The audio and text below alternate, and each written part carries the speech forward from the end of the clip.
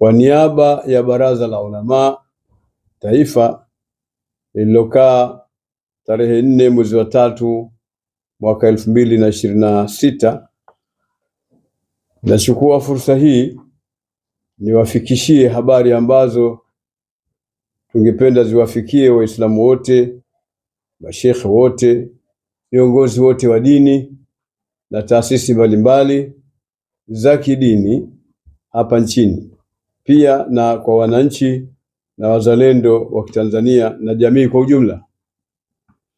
Ndugu zangu wanahabari, hivi karibuni katika mitandao ya kijamii kumeibuka kauli nyingi za kumtukana na kumkashifu mtume wetu Muhammad sallallahu alaihi wasallam na kukashifu Uislamu na kukibeza kitabu kitukufu cha Qur'ani.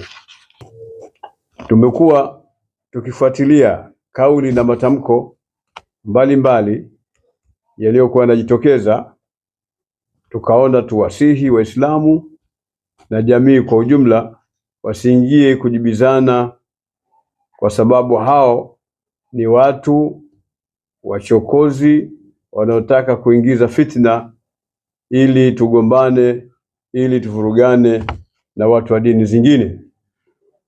Tumeishi kama inavyojulikana kwa muda mrefu sana, hatujawahi kugombana kwa misingi ya dini. Tumekuwa tukiishi pamoja kwa kuheshimiana na kulinda maslahi ya jamii zetu tunazoziongoza, kwa maslahi ya dini zetu na maslahi ya nchi na taifa kwa ujumla.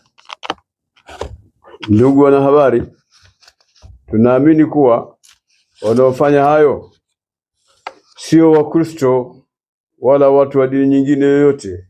Tunaamini watu hao wana nia mbovu ya kutuchonganisha ili tugombane na kutia mtafaruku kati yetu na kati ya watu wa dini nyingine na jamii kwa ujumla.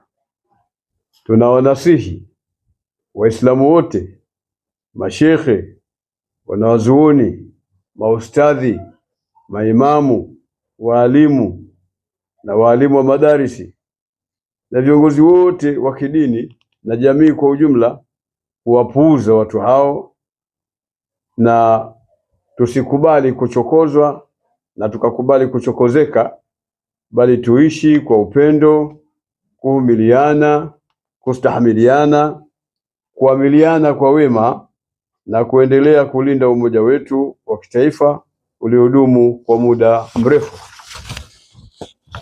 Napenda kuwakumbusha Waislamu na jamii kwa ujumla kwamba Mtume sallallahu alaihi wasallam aliishi na watu wasiokuwa Waislamu kwa wema na aliamiliana nao kwa wema vile vile. Na wasisitiza kuheshimiana na kudumisha kujenga upendo na kuvumiliana.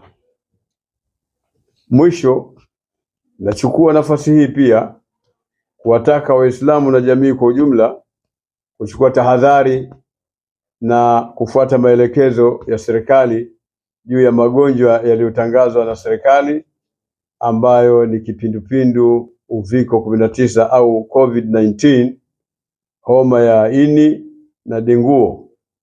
Na watakia Waislamu wote ufungo mwema wa mwezi wa Ramadhani. Wallahu waliyu tawfiq. Wassalamu alaikum wa rahmatullahi wa barakatuh.